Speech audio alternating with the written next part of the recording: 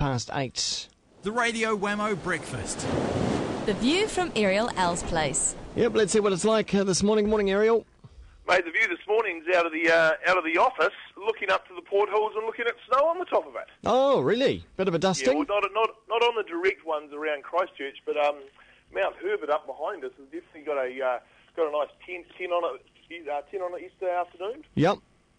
Fantastic, mate. It's just, but you can imagine all that cold blast, clear skies last night. She's pretty chilly here at the moment. Oh, I bet. Bit of ice on the deck?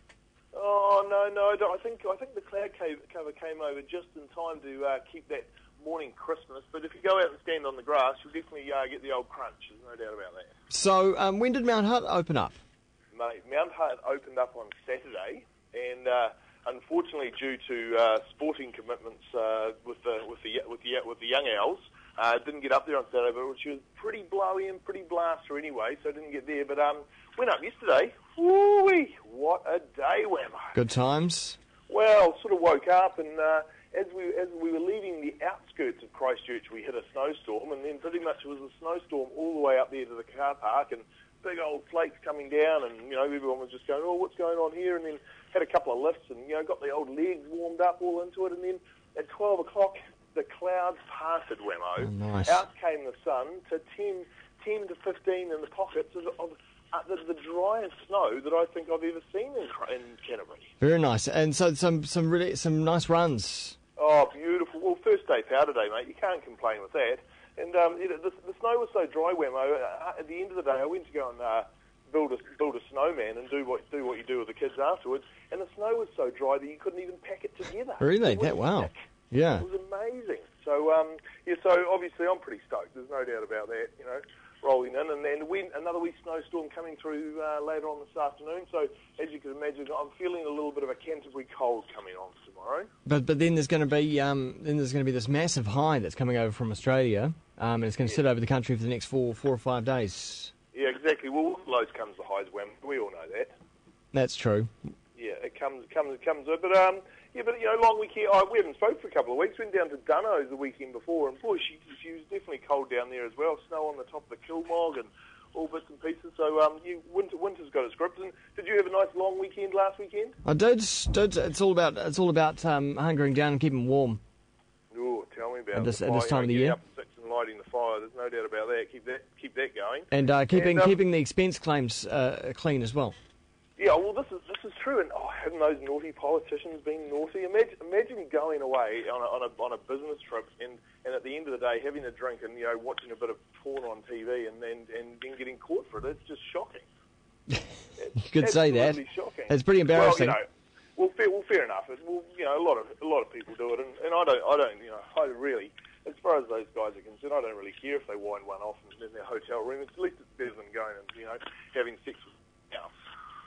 But one thing is for sure, using the taxpayers' money, I'm not into that. But I reckon Phil, to deal with it, instead of them having the government credit cards, why don't they just have to put the reimbursement in, and then the credit card has to go through the missus. They see what they get up to in the hotel rooms, and then they get claimed back what they get, and it saves all this time and effort. This is true. Oh, yeah, I don't know why the parties don't have their own. This is actually a good point, Ariel. Why they don't have their own credit cards that don't go through ministerial services? I know, because you can imagine how much the government is paying for all of those credit cards. They're paying the banks phenomenal amount of money, and okay, fair enough. Some politicians don't get paid a shitload of money, and they do a good job and go away and they have a few drinks in the minibar, and all well and good, but. Yeah, totally. Let's just use their own credit cards. I'm sure they can go to the bank and say, "Hey, look, I'm a politician. I'm going away. Can I have a credit limit of this amount to cover these scenarios?" And then they have to, put a reimbursement in because they've got their PAs and their PAs and their PR press people and bits and pieces. That's just they've got to do the job anyway. So I reckon you should pass it. You speak to Phil today, don't you? Yep. And in about half an hour. Yep. Yeah, we'll just run it past them. Tell them to use their own credit cards and stop wasting our time and effort. Good point there. No doubt, because Nationals, they're keeping very quiet on all this at the moment because they're just rubbing their hands together. They don't have to do anything to... mate, they just have to sit there.